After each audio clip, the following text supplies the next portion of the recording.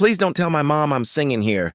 That's what the boy said, almost in a whisper, before pressing the button on his old, cracked speaker. No one paid much attention at first. He was small, maybe 11, maybe 12, standing outside the busy shopping mall, his hoodie faded and his sneakers worn down to the fabric. He looked like he didn't belong among the flashing store signs and perfume-scented air. But when the music started, everything changed. It began softly on a slow, trembling note that wavered in the afternoon air. Then his voice rose, and in that instant, the chaos of the mall seemed to fade away. His tone was pure, haunting, and impossibly soulful, the kind of sound that didn't belong to a child. It carried pain, longing, and a strange kind of strength, the kind that comes only from loss. The shoppers slowed their steps. One by one, heads turned. The laughter, the chatter, even the squeak of shopping carts. All of it fell silent as his voice filled the open plaza. He sang about love, about hope, about missing someone who promised to come back but never did. Every note sounded like a cry sent to heaven, and every word seemed carved from his small, fragile heart. Within minutes, a small crowd began to gather around him. Phones came out, cameras started recording. A woman in a yellow dress covered her mouth as tears welled in her eyes. Even a security guard, who had started to walk over to tell the boy to move, froze mid-step. It wasn't just a performance. It was something deeper, a confession the world wasn't supposed to hear. The boy stood in front of the fountain, the water glittering behind him in the sunlight. As he poured his soul into the song, his little hands trembled around the microphone, but his eyes stayed closed as if he was singing to someone far away, someone who might never return. By the time he finished, the crowd was completely silent. Then an applause, loud and sudden like thunder. Coins and bills dropped into the open shoebox beside him. People shouted words of praise, but the boy didn't smile. He simply nodded once, turned off the mic, and knelt to gather the money quietly, as if afraid of being seen too long. A woman stepped closer, smiling gently. Her voice was kind as she asked if his mother knew he was singing out here. That's when he froze. His small hands stopped moving. His body went still. Then slowly he lifted his head and looked at her, his eyes wide, his lips trembling. There was something in his expression, something that made the woman's heart sink. He didn't answer. He just shook his head once, almost pleading. The woman blinked, confused. "Why not?" she started to ask. But before she could finish, the boy turned and pointed toward the wall near the mall entrance. There, beside the ATM and a rack of community flyers, was an old missing person poster. The paper was faded and curling at the corners. The ink had bled slightly from rain, but the face on it was clear, a young black woman, smiling softly at the camera. And under her photo, in big bold letters, it said, "Missing Clara Jones. Last seen 3 months ago near Eastwood Apartments." The crowd grew quiet again. The sound of the fountain was the only thing breaking the silence now. The boy looked back down at his microphone, his chest rising and falling. The woman followed his gaze to the poster and then back to him, noticing the resemblance. The same nose, the same eyes, the same sadness. A shiver crawled up her spine. The boy said nothing. He only whispered something, under his breath, words the woman couldn't hear over the fountain's splash. Then, with a quick motion, he grabbed his speaker, tucked the microphone into his backpack, and started walking away. The crowd watched in confusion. Some tried to call out to him, to ask if he was okay, but he didn't look back. He kept his head down, walking toward the far edge of the parking lot, where the shadows from the street lamps began to stretch long across the pavement. A man turned to the woman beside him and asked, "Did he say his mom's missing?" But no one answered. They all just stood there, staring at the old poster and at the empty space where the boy had been standing. Somewhere far from the noise of the mall, the boy sat on a cold bench at a bus stop. Clutching his little speaker close to his chest, he looked up at the darkening sky, where the first stars were starting to appear, and whispered, "I'm still singing, Mama." The wind blew softly, carrying his words away. He didn't notice that someone had filmed the entire moment, from the first trembling note to his final look at that missing poster.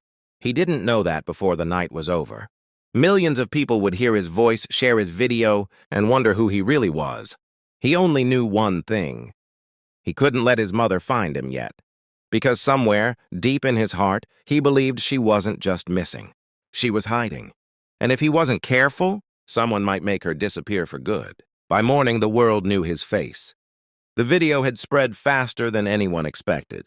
First on TikTok, then Instagram, then everywhere. The clip was less than 3 minutes long, but it carried the kind of emotion that stopped people mid-scroll. A little black boy standing outside a mall, a voice too powerful for his age. And that final image, him pointing to a missing poster with his mother's face on it. The caption read, he said, "Please don't tell my mom I'm singing here." Then this happened. Millions watched. Millions shared. Thousands commented. Some said he was the next big star. Others said his song carried pain the world didn't understand. But most people asked the same haunting question. Where was his mother? By noon, news outlets had picked up the story. Reporters stood outside the same mall, filming live segments beside the fountain. They replayed the clip again and again, analyzing every expression, every gesture, every tear. Police confirmed that the missing woman on the poster, Clara Jones, had vanished 3 months. Earlier, under unclear circumstances, she had been a single mother, a church singer, and known around the neighborhood for her kindness. But there was no record of her son ever being reported missing. No school records, no guardianship, no trace. It was as if the boy had appeared out of nowhere, only to vanish again after his song. While the world tried to track him down, the boy himself sat quietly on the edge of an abandoned park miles away. His backpack lay beside him, his small speaker off, his voice silent. He had no idea what was happening online. All he knew was that people were looking for him. And that wasn't good. He kept thinking about the last night he saw his mother. The sound of knocking, the way she whispered his name, the way her eyes told him to run. He didn't understand it then, but he did now. Whoever had taken her might still be looking for him too. He took out an old folded paper from his pocket, a letter his mother had left behind. The ink was faded from tears and rain, but the words were still there. If anything happens to me, sing, my love. Sing until someone listens. But don't come back for me. Not yet. He had sung because of that letter. He had hoped she'd hear him somehow. But now, the whole world had heard instead. A black car rolled slowly down the street nearby. The boy's shoulders stiffened. He tucked the letter back into his pocket, grabbed his bag, and slipped into the alley behind the park. He moved quickly, keeping to the shadows. He had learned how to disappear. His mother had taught him that long ago. Never stay in one place too long, she used to say. Not when the wrong people are watching. Somewhere across town, the woman in the red scarf, the same one who saw him at the mall, watched the viral video replay for the 10th time. She couldn't shake the look in his eyes or the fear in his voice. She knew that kind of fear. It wasn't just sadness. It was survival. She picked up her phone and called the police tip line, leaving her name and number. Then, for reasons she couldn't explain, she decided to go back to the mall. When she arrived, the missing poster was gone, torn down. In its place was a fresh notice, one she hadn't seen before. It wasn't from the police. It was handwritten. And it said, "If you see the boy again, call this number immediately. Reward offered." There was no name attached, just a number. Something about it felt wrong. Meanwhile, across the city, a local radio station replayed the boy's song live on air. Listeners called in, crying, describing how it made them think of people they'd lost. But one call stood out. A quiet man's voice, calm and low. He said he recognized the voice and knew where it came from. Then the line went dead. By the time the station tried to trace the call, it was too late. The boy, unaware of all this, had found shelter in an old storage building near the docks. He used to come here with his mom, back when she still had her job cleaning boats. The smell of oil and sea, salt filled the air as he curled up beside a stack of wooden crates. His stomach growled, but he ignored it. He pulled out his small microphone, the same one he used at the mall, and stared at it like it was the last piece of her he had left. For a moment, he thought about singing again. Not for money, not for fame, but for her. But then headlights flashed across the water. A van had pulled up near the docks. 2 men stepped out. One of them was holding a printout of his picture, the screenshot from the viral video. The boy's heart froze. He quietly unplugged his small speaker, stuffed it back into his bag, and slipped through a side door. The men's voices echoed faintly, rough, unfamiliar, dangerous. He ran, cutting between shadows and fences until his breath burned. He didn't stop until he reached the edge of a train yard, the tracks glimmering in the moonlight. He crouched down, trying to catch his breath. His whole body shook, from fear, from exhaustion, from everything he'd been holding in. Then, from somewhere behind him, a soft sound, the click of a camera. He turned, startled. A woman stood there, not one of the men from before, but someone else, holding her phone up, eyes wide with shock. It was the woman in the red scarf. She had found him. The boy's lips parted, but no words came out. She lowered the phone slowly, taking a cautious step forward. Her voice was gentle, trembling. She told him she wasn't there to hurt him, that she just wanted to help. But the boy didn't move. He looked over her shoulder, toward the road where the van's headlights now glowed again in the distance, and whispered under his breath, "They're coming." The woman followed his gaze and froze. And in that moment, everything became clear. The viral fame, the missing poster, the fear in his voice. This wasn't just a boy trying to sing for his mother. This was a boy running for his life. The sound of the van's engine echoed across the empty train yard. Its headlights sliced through the darkness like a blade. The boy's heart pounded. The woman in the red scarf turned to him, eyes wide, whispering for him to move. He didn't hesitate. She grabbed his hand, and together they ran, their footsteps pounding against the cold metal of the tracks, their shadows stretching long behind them.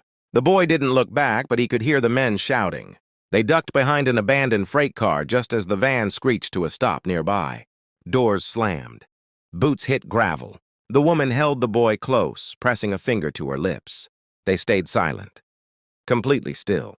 The men's voices were sharp, impatient. One of them said he was sure he'd seen the boy. The other told him to search the area. Their flashlights swept across the yard, beams of white crawling over rusted steel and broken crates. The boy clutched his bag tighter, trembling. Inside, the faint glow of his speaker's battery light flickered red. He quickly turned it off, praying they hadn't seen. Minutes crawled by like hours. The men searched, cursed, and finally, after what felt like forever, returned to the van. The sound of the engine faded into the distance. The woman exhaled shakily, then looked at the boy. She wanted to ask 100 questions, but the look in his eyes stopped her.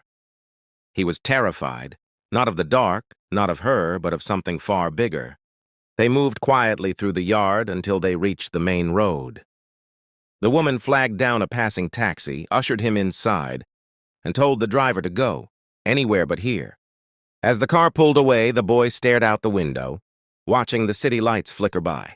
For the first time in months, he wasn't alone, but safety still felt like a dream he couldn't quite reach. The woman finally spoke, softly, carefully. She told him her name was Angela. She said she'd seen him sing, that she'd been looking for him ever since. The boy didn't answer. He just held his bag tighter. After a few moments, she asked the question everyone wanted to know. Who were those men? His voice was quiet, fragile. He said they used to come to the apartment when his mother was still there. Men who said they worked for someone named Mr. Reed. Angela frowned. She didn't know the name, but it sent a chill through her anyway. The boy continued. He said his mother had been working as a cleaner for a private company. They paid cash, no records, no contracts, but one day she found something she shouldn't have. Something in an office drawer. He didn't know what it was. Just that the next day the men came, and his mother told him to hide. He remembered her last words. If they ever find you, don't speak. Don't sing, don't trust anyone. But he had sung anyway, because he thought maybe, just maybe, she'd hear him. Angela's hands trembled as she listened. None of this sounded like a missing person case anymore. It sounded like something darker, something criminal. She looked down at her phone. The number from that reward poster flashed through her mind. She realized now that it wasn't from the police. It was from them. They weren't searching for the boy to help him. They were trying to silence him. The taxi stopped outside a small diner on the edge of town. Angela paid the driver and led the boy inside. It was late, almost midnight, and the place was nearly empty. They sat in the back booth. The boy ate quietly, barely lifting his eyes. Angela watched him, her heart breaking.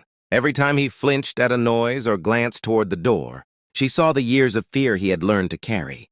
When he finished, she reached across the table and told him she was going to help find his mother, no matter what it took.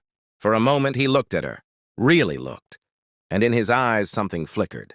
Hope. He nodded once. Angela smiled faintly, then stepped away to make a phone call. She dialed a friend of hers, a local journalist she trusted, someone who knew how to find truth buried under lies. She told him everything she knew, the boy, the men, the viral video, the missing mother. The line went silent for a moment, and then her friend said something that froze her blood.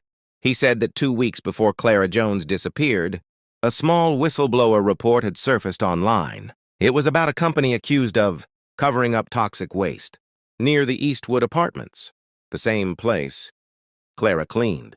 And the report had been written by someone using the name CJ. Angela realized what that meant. Clara Jones hadn't just vanished. She had been silenced. Angela hung up and turned back toward the booth. But the boy was gone. His bag was still there, his food untouched, but the seat was empty. She ran outside, scanning the street. The night was quiet, the streetlights humming softly. And then, down the block, she saw him, standing near a bus stop, looking up at a billboard. It was his own face. A news outlet had used the screenshot from the viral video. The headline read, "The Singing Boy, Mystery Child of Missing Mother Still Unfound." The boy stared at it for a long moment, his small shoulders shaking. Then he whispered something Angela couldn't hear and began walking away. She called after him, her voice breaking. But he didn't stop. He just kept walking, down the empty street, past the dark shops, into the night. Angela ran after him, but when she reached the corner, he was gone. Only his bag remained behind, and inside it the letter from his mother. The same one that said, "If anything happens to me, sing, my love. Sing until someone listens." Angela clutched the letter to her chest. She understood now. The boy wasn't just trying to be found. He was trying to finish what his mother started. Somewhere out there, the truth was waiting, and someone was willing to kill to keep it buried. Morning broke over the city in shades of gray and gold. Rain drizzled against rooftops, soft and steady, washing yesterday's dust from the streets. In a small park on the edge of town, the boy sat alone beneath a broken streetlight. His little speaker rested beside him, and the folded letter from his mother lay open on his lap. The words nearly faded now, but still powerful enough to keep him breathing. He hadn't slept. He hadn't eaten. But he had made a decision. He would sing again. One last time. He knew the video had gone viral. He'd seen the headlines, the photos, the news crews searching. He knew the men were still out there, and that they were watching. But he didn't care anymore. He wasn't running now. He was finishing what his mother started. Across the city, Angela sat in a newsroom with her friend, the journalist who had helped her dig deeper. The documents on the table told a story darker than either of them. Expected, forged contracts, hidden payments, chemical dumping near residential buildings. The company's name appeared over and over again. Reed Industrial Group. The same name the boy had whispered the night before. And among the documents was a scanned letter. A whistleblower's testimony signed with the initials CJ. Clara Jones had tried to expose them. They had made her disappear. Angela's phone buzzed. She answered, and froze when she heard the voice on the other end. It was him, the boy. He told her where he was, his voice trembling but steady. He said he was going to sing, not for money, not for fame, but to tell the truth. Before Angela could reply, the line went dead. She grabbed her coat and ran out the door. By the time she reached the park, a small crowd had already gathered. The boy stood beneath the streetlight, microphone in hand, his speaker humming faintly with static. Someone was already filming. Dozens of phones were raised. The world once again was watching. He took a breath and began to sing. But this time, it wasn't the same song from before. It was slower, deeper, a confession wrapped in melody. His voice trembled with truth. He sang about his mother. How she worked late into the night to clean offices filled with secrets. How she found papers she wasn't supposed to see. How men came knocking. How she told him to run. Every verse painted the story the world hadn't heard. Tears rolled down his cheeks, but he kept going. The music swelled, echoing through the park, spilling into the streets. People stopped walking, Cars slowed. Windows opened. Somewhere, a news drone turned its camera toward the sound. The boy's voice cracked as he reached the chorus. A single line repeated over and over. "If I sing loud enough, maybe she'll hear me." And then, as the final note faded, silence fell. For a moment, no one moved. Then the applause came, soft at first, then thunderous. Angela pushed through the crowd, tears in her eyes. She ran to him, wrapping her arms around his small frame. He clung to her, shaking, whispering his mother's name. But across the street, a black car slowed to a stop. Two men stepped out, the same ones from the train yard. Their eyes locked on the boy. Angela saw them. So did the crowd. Phones rose higher. Cameras zoomed in. The men froze. They had come to silence a child, but now the world was watching. One of them cursed under his breath and turned back toward the car. The other followed, slamming the door shut as they sped off. Angela held the boy tighter, whispering that it was over. But deep down, she knew it wasn't. Not yet. That night, the new video, his final song, spread faster than the first. Every lyric, every word, every tear carried truth. People compared his song to the whistleblower letter. They matched details, the names, the buildings, the company. Within days, Reed Industrial was under investigation. News anchors called the boy the voice that brought justice. Protests formed. Investigations opened. Files resurfaced. And for the first time, people started saying Clara Jones's name again, not as a victim, but as a fighter. 2 weeks later, police received a tip. A woman had been found alive, weak but breathing, in an abandoned house near the industrial district. She had been kept there, hidden, waiting for someone to find her. Her name was Clara Jones. When the news broke, the boy was asleep in a hospital bed and safe for the first time in months. Angela sat beside him, holding his hand.